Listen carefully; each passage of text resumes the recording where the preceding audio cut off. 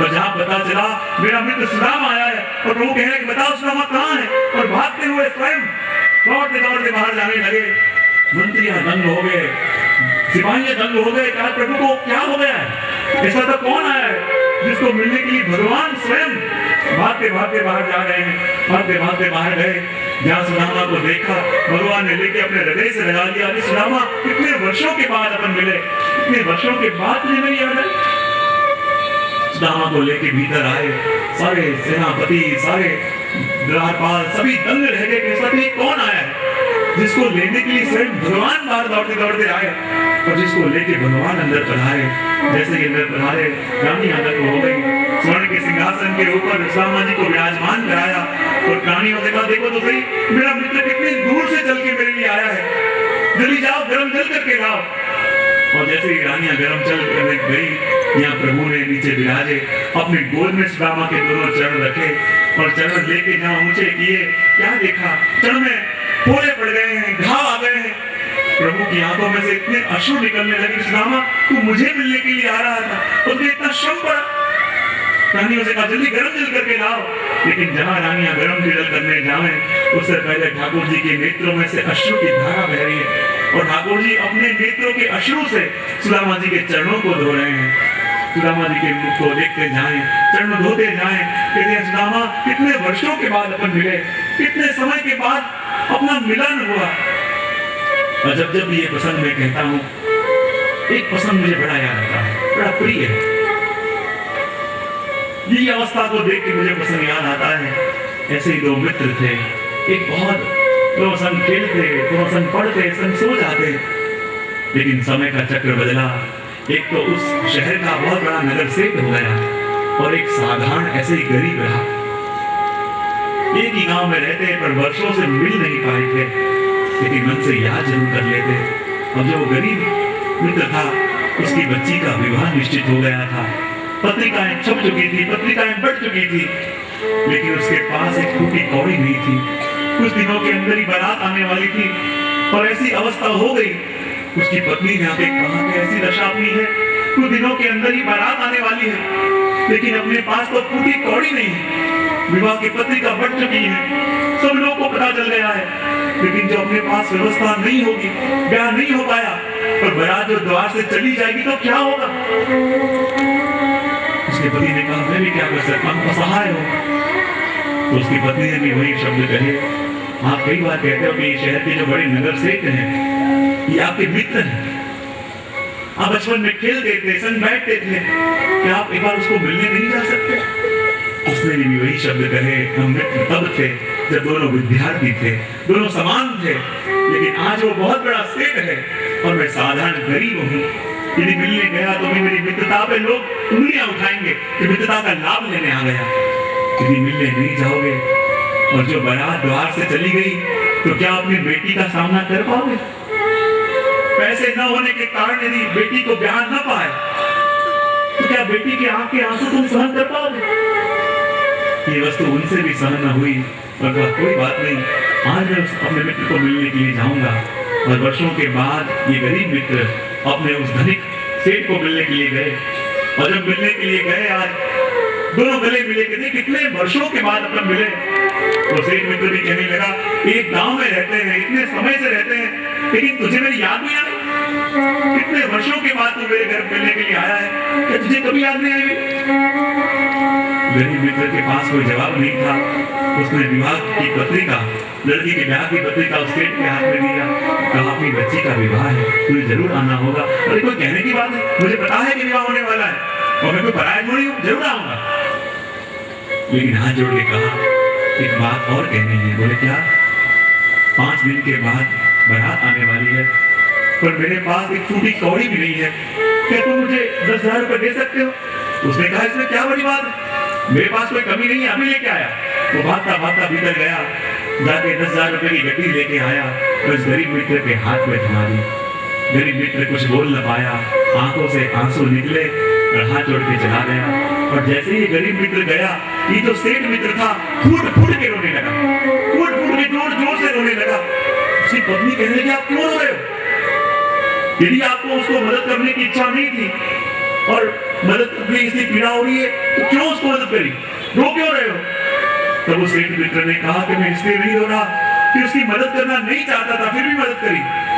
मैं इसलिए भी नहीं हो रहा कि उसको पैसे देने नहीं थे, फिर भी देने पड़े, इसलिए हो रहा हूँ। मैं तो इसलिए हो रहा हूँ कि मैं जानता था कि वो गरीब है। मैं ये भी जानता था कि उसकी बच्ची का विवाह होने वाला है। मैं ये भी जानता था उसके पास फूटी कौड़ी भी नहीं है, फिर मैं सामने चल के उसके घर पे उसकी मदद करने क्यों नहीं गया? क्यों उसको मेरे घर आना पड़ा? क्यों उसको अपमानित होना पड़ा? यही वस्तु मुझे बड़ी पीड़ा ले रही है, इसलिए मेरे आंखों में आंसू आ रहे हैं। और आज प्रभु की आंखों में आंसू भी यही सोच के आ रहे हैं। सुदामा के सामने बैठे बैठे प्रभु के मन में भी यही भाव आ रहा है कि सुदामा, तुझे आज सामने चल के मेरे घर आना पड़ा, अपमानित होना पड़ा, अपनी मित्रता के खाते तुझे फिर यहाँ लगाना पड़ा। प्रभु को सहन नहीं हो रहा और प्रभु एक एक करके सुदामा के चरणों को धो रहे हैं। और यही प्रभु की दृष्टि पड़ी सुदामा के चरणों में, क्या देखा? चरणों में बहुत सारे कांटे लगे हुए हैं और प्रभु सुदामा के चरणों के एक एक कांटे अपने हाथों से निकाल रहे हैं। और एक कांटा इतना गहरा घुसा हुआ है, इतना गहरा घुसा हुआ है कि प्रभु बार बार निकालने का प्रयत्न कर रहे हैं, तो वो कांटा निकल नहीं रहा। बार बार निकलना चाहा, फिर भी निकला नहीं। प्रभु ने कहा, सुदामा, ये कांटा तो मैं निकाल के रहूंगा, क्योंकि ये कांटा और कुछ नहीं, तेरे भाग्य में लिखी हुई गरीबी का कांटा है। प्रभु ने फिर से हाथ से निकालना चाहा, वो कांटा न निकला। तब प्रभु ने सुदामा के चरण ऊंचे करे और अपने दांत से खींच के सुदामा के चरणों का कांटा निकाला और मानो उसके भाग्य में लिखी हुई गरीबी को सदा के लिए निकाल कर दिया। तो कहने लगे, जो सुदामा इतनी दूर से आया है, भूख लगी होगी, भोजन करने चल। और जहाँ भोजन करने लेके प्रभु आए, 56 प्रकार के गरम गरम व्यंजन सामने परोसे गए हैं। सुदामा, भूख लगी होगी, भोजन कर। लेकिन जैसे सुदामा ने एक निवाला लिया और भूख से तड़पते अपने छोटे छोटे बालकों का चेहरा याद आ गया। मुख में निवाला जा न सका, आंख भर आई। मेरे छोटे छोटे बच्चों ने 4 दिन से कुछ खाया नहीं है, मैं कैसे खाऊं? लेकिन प्रभु को बुरा भी न लगे, जैसे तैसे करके समय व्यतीत किया। रात्रि के समय भगवान सुदामा दोनों बैठे हुए थे। प्रभु ने कहा, सुदामा, बचपन के दिन भी कैसे थे, और याद है उस दिन अपन रात को समीप लेने गए और कैसी बारिश आई? सुदामा जी चौंक गए। प्रभु, उस दिन को मैं कैसे भूल सकता हूँ। गुरु माता ने सुदामा जी को कुछ चने दिए थे कि जाओ दोनों समीप लेने जाओगे, यदि देर हो जाए, भूख लगे, दोनों बांट के खा लेना। और भयंकर बारिश आई और प्रभु और सुदामा जी को पूरी रात उस वृक्ष के ऊपर बितानी पड़ी। प्रभु को भी भूख लग रही थी, सुदामा जी को भूख लग रही थी। सुदामा जी चुपचाप नीचे बैठ के चने खाने लगे। प्रभु कहने लगे, सुदामा, कुछ खाने को है तो दे, मुझे बड़ी भूख लग रही है। सुदामा जी ने सोचा, यदि ये चने में आधे प्रभु को दूंगा तो मेरा पेट नहीं भरेगा। और उस समय सुदामा जी ने कह दिया, प्रभु, मेरे पास कुछ भी खाने को नहीं है। और प्रभु, उस दिन को मैं कैसे भूल सकता हूँ? उस दिन आपके हक की वस्तु, आपके निमित्त की वस्तु मैंने खुद खा ली। उसी का तो ये परिणाम है कि भयंकर गरीबी में भोग रहा हूँ। आपकी निमित्त की वस्तु प्रभु मैंने ले ली, उसके कारण ये मेरा भाग्य पूरा हुआ है। देखते ही देखते थोड़े दिन व्यतीत हुए। सुदामा जी ने सोचा, इतने दिन हो गए, अब मुझे प्रभु से जाने की आज्ञा लेनी चाहिए। पता नहीं मेरे घर के अंदर क्या दशा होगी, मेरे बालक कैसे जी रहे होंगे। और मन में विचार आया, यदि प्रभु से आज्ञा लेने के लिए मैं गया, प्रभु से आज्ञा ली, तो प्रभु जरूर आग्रह करके मुझे रोकना चाहेंगे, तो मैं रुकूं कि ना रुकूं। और यदि मैं प्रभु के पास आज्ञा लेने गया, प्रभु तो मेरी परिस्थिति जानते हैं, जरूर कुछ ना कुछ देना चाहेंगे, तो मैं लऊं कि ना लऊं। यदि लेता हूं तो मेरी मित्रता निंदित होगी, और नहीं लेता तो मेरे बालकों का पेट कैसे भरेगा। सोचते सोचते प्रभु के पास आज्ञा लेने के लिए आए। प्रभु, अब मुझे जाना चाहिए। न तो प्रभु ने उनको रोका और न ही कुछ देने का आग्रह किया। प्रभु ने कहा, सुदामा, बहुत दिन हो गए, बोले तुम जा सकते हो। सुदामा जी को आश्चर्य हुआ, मुझे तो ऐसे था कि प्रभु मुझे रोकेंगे, शायद कुछ देने को आग्रह करेंगे, और न तो प्रभु ने कुछ दिया और ना ही प्रभु ने कुछ रुकने को भी कहा। ठीक है प्रभु, चलो, आपने कुछ दिया नहीं, अपने मित्रता की लाज रह गई, मैंने आपसे कुछ लिया भी नहीं। चलते चलते सुदामा जी जा रहे थे, मन में विचार आया, मेरी पत्नी, मेरे बालक तो आश्रम में बैठे होंगे कि प्रभु को मिलके आ रहे हैं, जरूर कुछ न कुछ लेके आएंगे। उनको मैं क्या दशा, क्या जवाब दूंगा, क्या उत्तर दूंगा। सोचने लगे, सोचते सोचते वहां पे आए और क्या देखा कि जहां पे उनकी कुटिया हुआ करती थी वहां भव्य महल देखा। तो क्यों भव्य महल तो देखा, और विचार करने लगी महल किसका है। किसी ने आके कहा ये तो महाराजा सुदामा का महल है। सोचने लगे जरूर मैं यहाँ से बाहर गया और उस समय कोई सुदामा नाम के राजा ने आक्रमण किया होगा और ये राज्य जीत लिया और महल बनाने को उसकी मेरी कुटिया की जगह मिली। सोच रहा मेरी पत्नी मेरे बालक कहाँ गए होंगे। उसी समय उसने देखा सामने से रानियों की तरह वस्त्र पहन के उसकी पत्नी और राजकुमारों जैसे वस्त्र पहन के उसके बालक भागते भागते आ रहे हैं। और सुदामा जी को दृश्य याद आ गया कि जब सुदामा प्रभु के पास बैठे हुए थे और प्रभु ने एक वस्तु उनसे पूछी थी कि सुदामा मेरी भाभी ने कुछ भेजा है। सुदामा जी ने कहा नहीं प्रभु कुछ नहीं भेजा, और अपनी जो पोटली लेके आए थे पोटली छिपाने लगे। प्रभु ने कहा जरूर सुदामा कुछ भेजा होगा। सुदामा कहने लगे कितनी आरामियां खड़ी हैं और यो पड़ी हुई पोटली देखेंगे तो क्या सोचेंगे लोग। अपनी पोटली को छुपाने लगे। उसी समय भगवान ने कहा देख सुदामा तेरे पास जरूर कुछ है बता। पोटली को चुरा लिया और जैसे ही पोटली खोली अंदर पोहे दिखे। ये तो पोहे में भाभी ने भेजे, ये तो मुझे बड़े प्रिय हैं। एक मुट्ठी पोहे अरोगे, दूसरी मुट्ठी पोहे अरोगे, और जहाँ तीसरी मुट्ठी अरोगने गए उसी समय रुक्मिणी जी ने आके प्रभु का हाथ पकड़ लिया। प्रभु अब बस करो।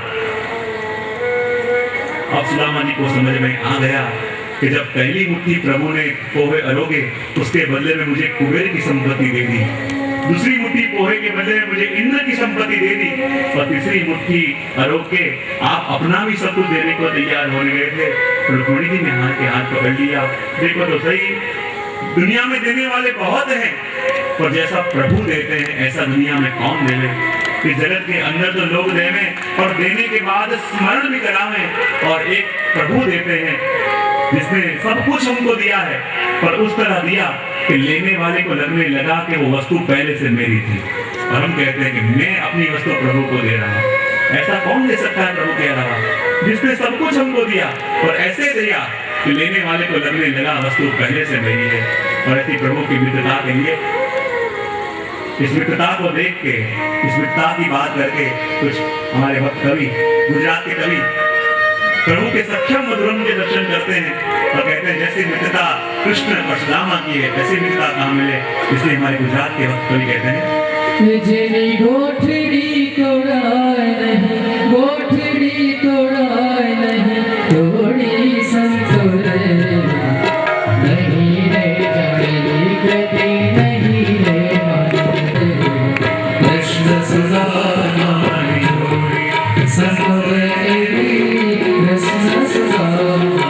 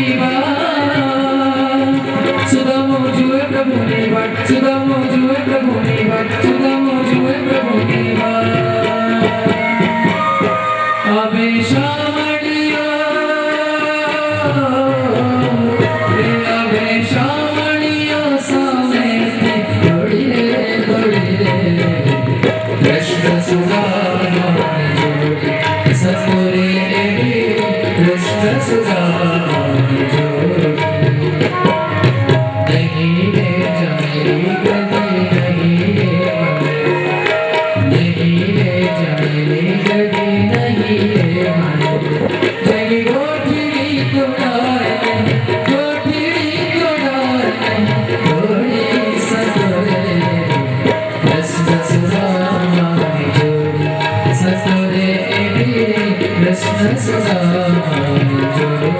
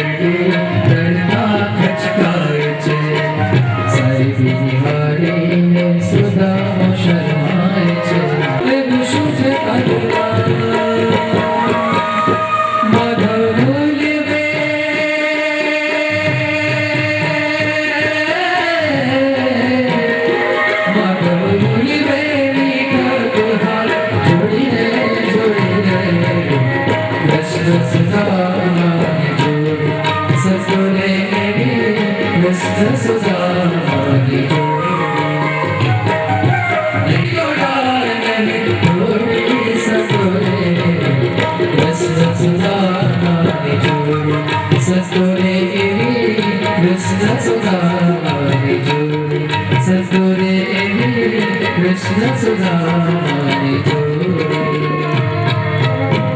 बोल कृष्ण कन्हैया। आखिरी 6 अध्याय जिनको कहते हैं गुण प्रकरण, उसके अंदर एक सुंदर प्रसंग का दर्शन करके आगे एकादश स्कंद में हम प्रवेश करेंगे।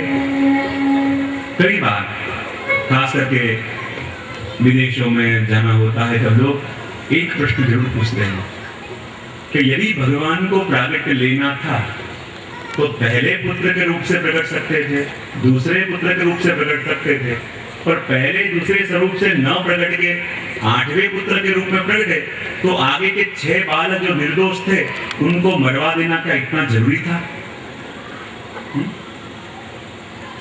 उन बालकों को मरवा देना क्या इतना जरूरी था?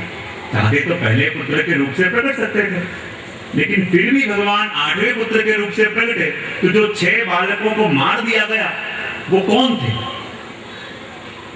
देवकी जी वसुदेव के पास प्रभु रहते हैं, और प्रभु भी जानते हैं कि देवकी जी के पास में रहता तो हूं, फिर भी उनका मन मेरे अतिरिक्त उन 6 बालकों का स्मरण करता है कि जिनको उन्होंने जन्म दिया है।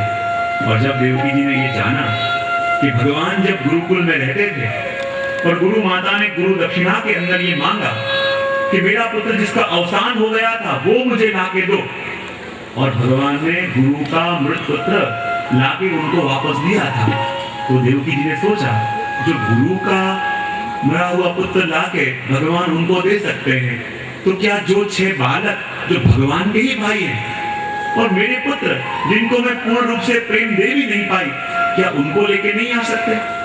और जब मैया ने भगवान से ये बात कही कि मुझे वो 6 पुत्र पुनः चाहिए, तब भगवान पधारे सुतल लोक में और बलि राजा के पास जाके बलि राजा से कहा कि पूर्व काल में जो मरीचि के 6 पुत्र थे, ये जो 6 बालक थे जिनका वध कंस ने कर दिया वो कौन थे? बोले मरीचि के 6 पुत्र थे। और जब ब्रह्मा जी प्रभु की आज्ञा के अनुसार प्रभु की लीला का एक अंग बन के सरस्वती जी के पीछे मोहित होके दौड़े, वो तो प्रभु की लीला ही थी, लेकिन वो समझ न सके ये 6 पुत्र मरीचि के, और उन्होंने ब्रह्मा जी की मजाक उड़ाई। जहां ब्रह्मा जी की मजाक उड़ाई तो ब्रह्मा जी ने श्राप दिया, तुमने एक वैष्णव की मजाक उड़ाई है, जाओ तुम अगले जन्म में राक्षस की योनि में जाओगे। और वही 6 बालक दूसरे जन्म में हिरण्याकशिपु के 6 पुत्र के रूप से प्रकटे।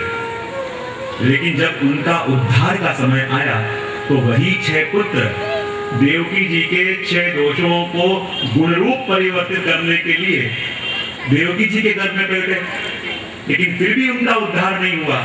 लेकिन अब जब बलि राजा के वहां से ये 6 बालकों को भगवान ने हाथों में लिया और ऐसी ही अवस्था में भगवान उनको लेके गए जिस अवस्था में कंस ने उनको मारा, और जैसे ही देवकी जी के पास ले गए उन बालकों को देखते ही देवकी जी के आंचल में से पैर का श्राव होने लगा और छोटे छोटे बालकों ने देवकी जी का स्तनपान किया।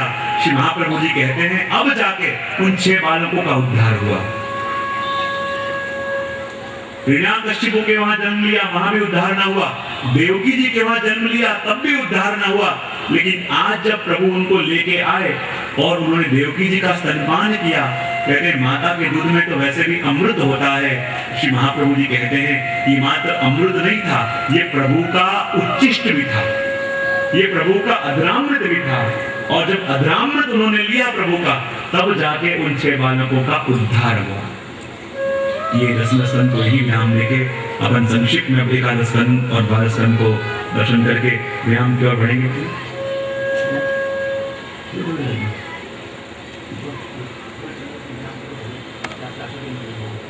तो संसार में कहा जाता है जीव मात्र अपने बंधनों से मुक्त होना चाहता है।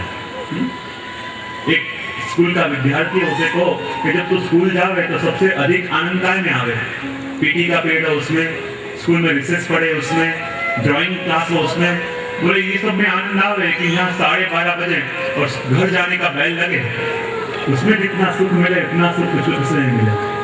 कोई बड़ा ऑफिसर भी हो जो एक बैल बजावे और 50 आदमी भागते भागते आवे, एयर कंडीशन बड़ी बड़ी ऑफिस में बैठता है, उसको पूछोगे तुझे अधिक सुख किस में मिले? एयर कंडीशन ऑफिस में बैठा है उसमें एक बैल बजाने पे 50 लोग भाग के आते हैं उसमें, वो इन सब में तो आनंद मिले, और जितना आनंद शाम को 6 बजे और घर जाने का समय हो उसमें मिले, वो आनंद और कहीं ना मिले।